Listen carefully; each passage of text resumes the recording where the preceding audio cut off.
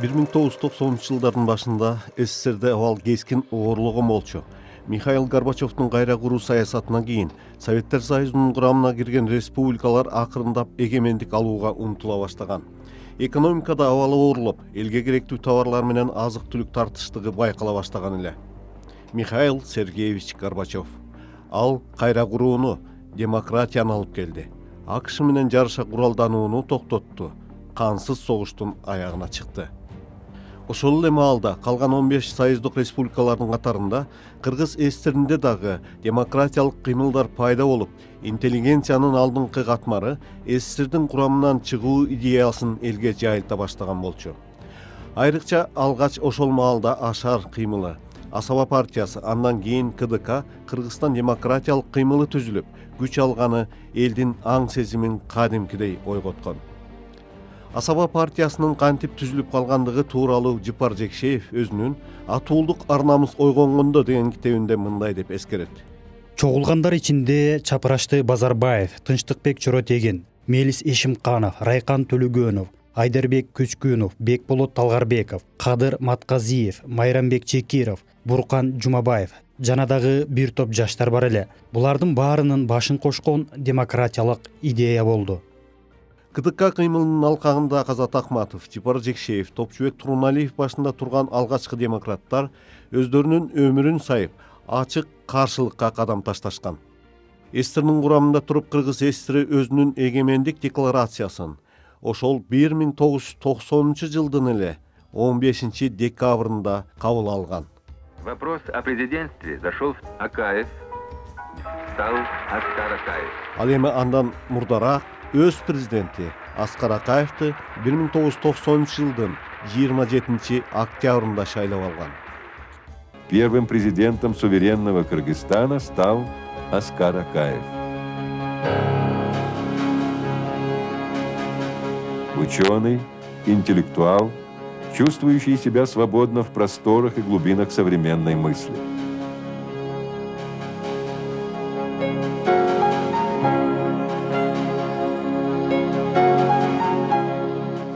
Чынын айтканда Кудай үчүн немеге буйруп турган болчу да Масалиевке чын айтканда. Биринчиден биз ойлогонбуз экелек ишти алышат. Масалиев, Акаев деп. Эгер ошо экелек иши калганда декабрь 90 Масалиев өтүп кетпек. Анын ортосунда эмне кылышат? Масалиевдин эки соратниктери, бири Апас Жумагул, экинчиси Жумагулбек Аманбаев турат дагы мурда айтып атышкан. Масалиев президент болсо, өкмөттүн башы болот экен, тиги дагы чоң кызмат берет деп туруп эле баштагандан Апас Жумагулов өзүнүн талапкерин коюп атпайбы президенттикке. Кыскасы Масалиевден тил табыша албай калды, же болом деп. Андан тура жаш, биз сыйлап жүргөн жаш жигит тиги чыгып атпайбы. Ошон төртөө болуп калып атпайбы. Ошентип бир тарап бир киши болду да, экинчиси 3 киши болуп добуш бөлүнүп кетти. Анан эң негизгиси деди, Жамин деди казак. Бул киши таза киши. 16 сыртта жүрдү. Силердин кыргызчылыкка кошулбайт. Коррупцияга да айтпаса ушуга барбайт. Таза анан калыс болуп берет депсе, анан ал кишинин айткандай да. Анан макул деп анан ошо түн эле учуп келип атпайбы. Бирок ошондо дагы балким жанакыл Апас Жумагулов менен Бексултан Жумагулов өздөрүнүн кандидат талапкерин койбогондо, балким ошол чыңгыз айтпатып айткандан кийин балким Масалиев өтүп кетмек. Бирок Масалиев кеч болуп калды. Кечигип калды. Баягы мурун биринчи элдердин кичине көңүлү калып калганса, биринчи биз айтсак болбой койгондон кийин. Бирок ошондо да балким өтүп кетмек. Балким кайра добуш болмак. Анан ошентсе да экөө кошулуп калып эки киши, анан добуш тартып кеткен болбой калбады. Анан ошентип кокусунан шайланып калды. Мына бул өзү бир өзүнчө орундаги мукташтык деп мен айта албайм. Кокусунан шайланып калды. Кыргызстанда өз алдынча мамлекет болууну каалагандардын катары ошентип калыңдай берген. СССРде, анын ичинде Кыргыз Советтик Социалисттик Республикасында коомдук, саясий, социалдык абалдын начарлай башташына жалпы экономикадагы абалдын оорлошкону терс таасирин тийгизе баштаган. Пландуу экономиканын борбордон туруп башкаруу системасы жерлерде ишке ашпаган милдеттерди аткарылды деп кагазга жалган отчет берүүгө, товарлардын тартыштыгын алып келген. 1990-жылдын 1-январына карата Фрунзе эт консерва комбинатын текшерүү маалында бир топ уурлуктар аныкталып, ал атайын текшерүүчүлөр тарабынан акты түзүлүп белгиленген. Мисалы, текшерүү маалында 1984-жылдан бери же 6 жыл бою Германиядан алынып келген кымбат баалуу Кремер Грабе аталышындагы колбаса чыгара турган жабдуу ишке киргизилбей турганы аныкталган. Текшерилгенде жабдуунун маанилүү тетиктери ордунда жок болуп чыккан. Ошол эле комбинатты 2 февралда текшерген маалда 1870 метр кабель, 7300 метр провод, 6,5 тонна темир каттоого алынбай, материалдык ресурстардын тизмесинде жок болуп чыккан. Советтер Союзу боюнча мындай уурдоолордун, кошуп жазуулардын, жалган отчет, сапатсыз товар өндүрүү же товарды жеткиликтүү өндүрбөө, турмуштан четтеген кагаздагы пландар менен өзүн өзү алдоо, мунун баары советтик экономиканы терең кризиске батырган. Анын үстүнө өз эгемендигин эңсеген союздук республикалардын ар бири өз алдынча саясатын жүргүзө баштаган болчу. СССРдин экономикасы болсо 15 республиканын бири-бири менен тыгыз байланышып, интеграцияланган татаал байланыштарынын туундусу эле. Ошондуктан товар өндүрүүдө бир республикадан эле бир тетик өз убагында башка жака жетпей кала турган болсо, ал жалпы товар чыгаруунун чулуу чынжырына тескери таасирин тийгизчү. 1990 жылдын аягында ар бир республика өз арбайын өзү согууга өтө баштады. Ошол эле маалда Москванын кызыл камчы таасири солгундады. Ушундай чакта 1990 жылдын декабрь айында Михаил Горбачев КГБнын төрөгасы Владимир Крючковго жалпы СССРдин аймагында өзгөчө кырдаал киргизүү маселесин иштеп чыгууну тапшырган. 1991 жылдын 19 августу Советтер Союзу деген ат менен 70 жыл жер картасындагы ири дөөлөттүү мамлекеттин кедери ушул күнү кетип, түндүгү ушул күнү жерге түшкөн. В связи с невозможностью по состоянию здоровья СССРдин вице-президенти Геннадий Янаев башында турган советтик жогорку кызматтын партноменклатурасы Михаил Горбачевдун кайра куруу, ачыктык, демократия саясатына каршылыгын билдирип, ушул күнү бийликти колго алууга белсенишкен. приступил к временному исполнению обязанностей президента. Эми кыргыздар бекерин айткан жокпу, ГКЧПны БКЧК деп которушпады орусда, БКЧК деп коюшту. Ушундан эле түшүнсөң болот. Муну көпчүлүк кишилер жактырган жок. Себеби кеч болуп калды, Советтер Союзу ыдырап атканы көрүнүп калды. Ал бир күндө, бир айда болгон жок, бир нече жылдан бери. Бул 85 жыл Горбачевден келди деп айтабыз, бирок бул чын айткан Совет Союзунун ыдырашы баягы Хрущев келгенден башталган. Бирок ошондой болсо дагы кандай бизге баягы 70 чогултурсак да, бирок түшүнүп калганбыз. Биздин интеллигенция ошол кезде мына биз легендар парламент келип калдык. Биз 90 жылдын апрелинде келип кириштик. Советтер Союзунун курамында туруп, ошол кезде Кыргызстан Компартиясынын биринчи секретары жана жогорку кеңештин төрагасы Абсолот Масалиев болчу. Ошо апрелде келген 90 жылы биз бир топ депутаттар айтканбыз. Биз ушундай Советтер Союзу ыдыраганы көрүнүп калды. Өзгөрбөйлүбү, реформа кылбайлы өлкөнү. Биз бир багыт албайлы. Кээ бир өлкөлөр президентин шайлап атат. Биз президенттен кызматты киргизбейлиби? Анан керек болсо сизди шайлап албайбыз деп ошентип сунуш кылганбыз да Абсолот Масалиевке. Ал киши жооп берди. Таза коммунист болсо, чын коммунист болчу. Жок, Советтер Союзу кулай эле, кулабайт. Анан Советтер Союзу бир гана президент болуш керек. Бул Михаил Сергеевич Горбачев деп баш тартып коюп атпайбы? СССРдеги өзгөчө кырдаалдар боюнча мамлекеттик комитет же орусча ГКЧП деп аталган бул топ атайын билдирүү менен чыгып, ага ылайык бийлик Михаил Горбачевдун ден соолугуна байланыштуу вице-президент Геннадий Янаевге өтөөрү жарыяланган. Мындан тышкары СССРдин айрым аймактарына өзгөчө кырдаал абалы киргизилери, ал эми аны башкаруу максатында атайын комитет ГКЧП түзүлөөрү айтылган.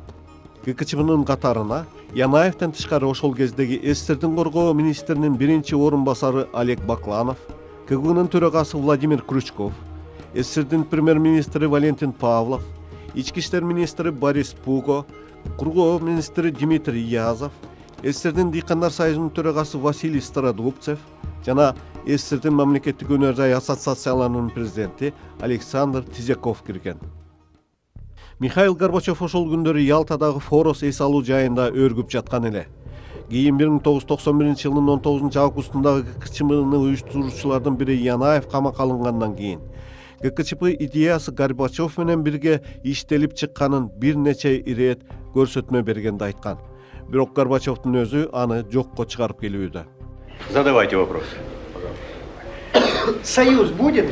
Август күндөрүнүн андан аркы өзөгүнө кайрылсак, пушту даярдагандардын айтымында алардын аракеттеринин баардыгы барып келип союздук республикалардын Борис Ельцин, Нурсултан Назарбаев, Шушкевич баштаган жетекчилери 1991 жылдын 20 августунда кол коюуга камынып жаткан союздук жаңы келишимди токтотуп, кол койдурбоо болгон. Ошол себептен эстердин президент аппаратынын башчысы Валерий Болдин, Шенин, Крючков, Вареников жана Плеханов баштаган жетекчилер Михаил Горбачев эс алып жаткан фороско барышып, андан жаңы союздук келишимге кол койбоону чакырышкан. Андан кийинки окуялар болсо баарыга белгилүү. Москвадагы бул окуя Бишкектеги расмий жетекчиликтин ар кимисинин саясий багытын, көз карашын аныктоого чоң таасир тийгизди. Эстердин сакталып калышын тымызын каалап тургандар эми биротоло эгемендикке бет алып, тарыхтын тегирмен ташы кайра артка айланбасын түшүнүп калышкан. 19 августта саат 12-де Акаевдин кабинетинде бир 6-7 киши чогулуп, бул кыймылга, бул Москвадагы болуп жаткан аракеттерге кандай мамиле жасашыбыз керек деген сөз болду. Акаевдин кыскача бир өзүнүн билдирүүсү бар экен. Ошону менен чыкты. Мен өзүм кабинетиме келдим дагы, өзүмдүн кайрылуумду жасадым. Мен Москвадагы болуп жаткан аракетти бул конституцияга каршы мамлекеттик төңкөрүш деп эсептедим. Аскар Акаев, Медеткан Шеримкулов сыяктуу жетекчилерден тышкары ГКЧПны айыптап демократтар Жыпар Жекшеев, Казат Акматовдор да ачык каршы чыгышкан.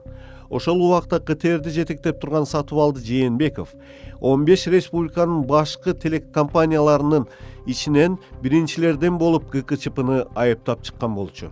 Ачык айтканда да ошол мезгилдеги биздин КТРдин председатели Сатыбалды Жээнбеков деген мыкты журналист бар эле.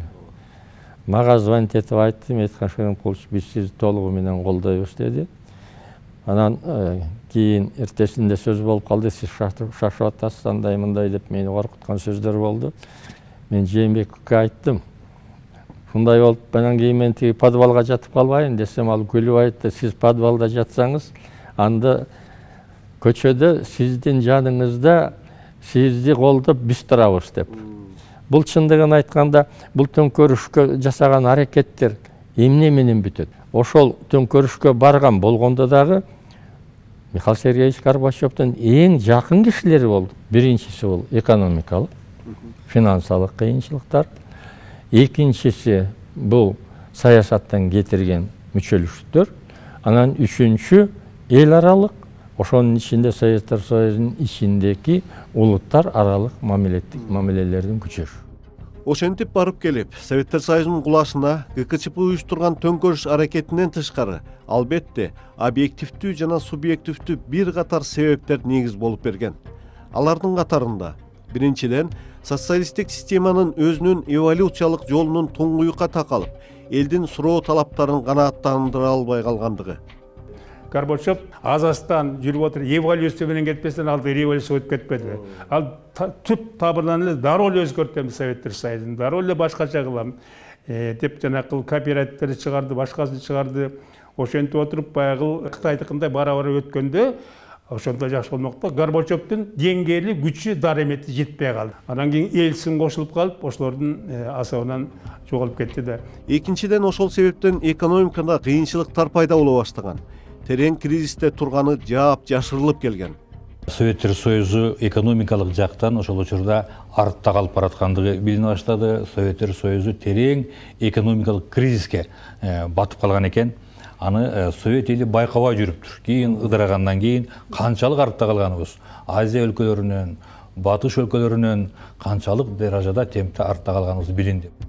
Үчүнчүдөн, эстердин кулашына Михаил Горбачевдун жаңылануу, айкындуулук идеялары негизги түрткү болуп, аң сезимдин өзгөрүшүн алып келген. Демократиялык кыймылдар пайда болгон. Көз карандысыздык үчүн улуттук кыймылдар дээрлик бардык республикаларда күч алган. Анын аркасында Балтика боюндагы, Кавказдагы советтик республикалар өз эгемендигин талап кыла башташкан. Михаил Сергеевич Горбачевтун кайра куруу боюнча саясаты жана сөз эркиндиги жөнүндөгү саясаты негизинен туура. Себеби 70 жыл боюнча өмүр сүрүп келаткан ошол Советтер Союзу өзүнүн системасында системалык өзгөртүүлөрдү киргизбесе болбой калган. Муну туура түшүнүш керек. Себеби жалаң эле чет мамлекеттерге өзүбүздүн күч кубатыбыз менен эле биз кыйынбыз дей берген болмок эмес. Элдин аң сезими өзгөрдү ал убакта. Демократия деген түшүнүк келди. Бул жакшы түшүнүктөр, бул туура түшүнүктөр. Биз муну жокко чыгарганыбыз болбойт. Бирок ошол жүргүзгөн саясаттын ичинен эң биринчи иретте экономикага көңүл бурбай туруп, эң биринчи орунга саясат чыкты. Ошол учурдагы коомдогу ачыктык, айкындуулук саясатынын аркасында деп коелу, элдин баягы көзү туюк элдин көзү ачыла баштады. Ошонун ичинде ошол учурдагы коммунисттик партиялар да муну айтып калды. Улуттук республикаларда улуттук аң сезимдин ойгонуу процесси жүрүп жатат деп. Мына ушул факторлор шарттады. Төртүнчүдөн СССР көп улуттуу мамлекет болгондуктан Тоолук Карабах, Желтоксон, Фергана, Баку, Ош окуялары деп тарыхка кирген улуттар аралык жаңжалдар Москванын шаштысын ала баштаган. Бешинчиден чыгыш Европада социализм кыйрап, мурдагы социалисттик мамлекеттерде Чехословакия, ГДР, Югославия, Венгрия, Польша, Албанияда улуттук боштондук аң сезим өрчүп, Кремлдин таасиринен бошоп, толук өз алдынча чыныгы эгемендикке бет алып калышкан. Европадагы бул окуялар СССРдин курамындагы социалисттик республикаларга терең таасирин тийгизген. Президент дагы, жогорку кеңеш дагы, кыргыз өкмөтү дагы, жана кыргыз коомчулугу дагы Советтер Союзун ыраталык деген ойдон алыс болчубуз. Мына 1991 жылдын 17 мартында бүткүл союздук референдум болду. Советтер Союзун сактап калуу боюнча. Мына ошондо кыргызстандыктардын 96,5% Советтер Союзун сактап калалык деп добуш берген. Демек, кыргызстандыктар Советтер Союзун сактап калууга биз ынтазар болчубуз. Биздин оюбуз, пикирибиз, максатыбыз ошо болчу.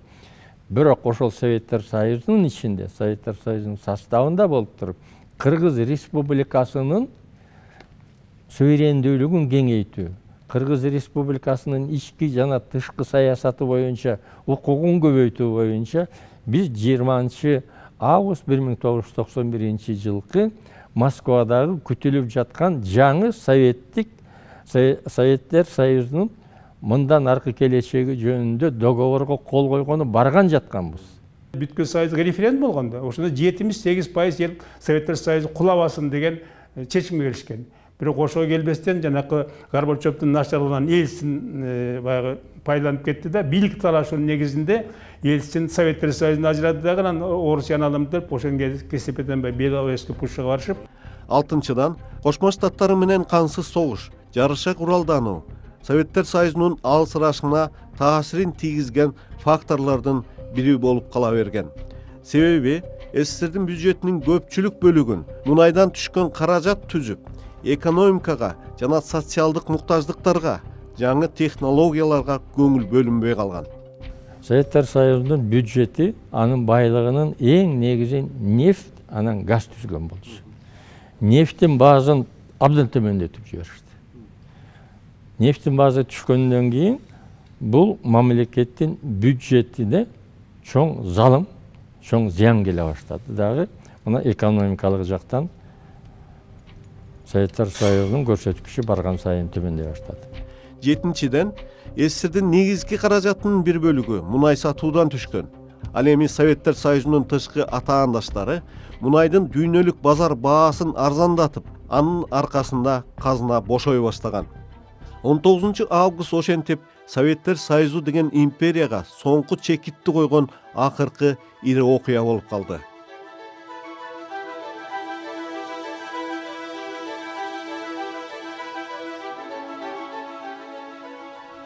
Урматтуу кыргыз эл депутаттары, урматтуу кыргызстандыктар, Кыргыз Республикасынын көз караңыздыгы жөнүндөгү декларацияны жарыялоого уруксат бериңиздер. Кыргыз Республикасынын Жогорку Кеңеши 1990 жылдын 15 декабрындагы Кыргыз Республикасынын суверендүүлүгү жөнүндөгү декларациянын негизинде жана Кыргыз Республикасынын конституциясын колдонуу менен Кыргыз Республикасын көз карандысыз, суверендүү, демократиялык мамлекет деп жарыялайт. Кыргыз Республикасынын территориясы бөлүнгүс жана толук Кыргыз Республикасынын территориясында жалаң гана Кыргыз Республикасынын конституциясы иштейт. Кыргыз Республикасынын Жогорку Кеңеши союздук республикалардын парламенттерине жана дүйнө өлкөлөрүнүн парламенттерине Кыргыз Республикасын көз карандысыз, эгемендүү, демократиялык мамлекет катары таанууңуздарды суранат деп кайрылабыз. 31 август 1991 жыл Бишкек шаары. Урматтуу кыргыз эл депутаттары, урматтуу кыргызстандыктар, мен бардыгыңыздарды Кыргыз Республикасы бүгүнкү 31 август 1991 жылы көз карандысыз, суверендүү, демократиялык өлкө болушу менен чын жүрөктөн куттуктайм.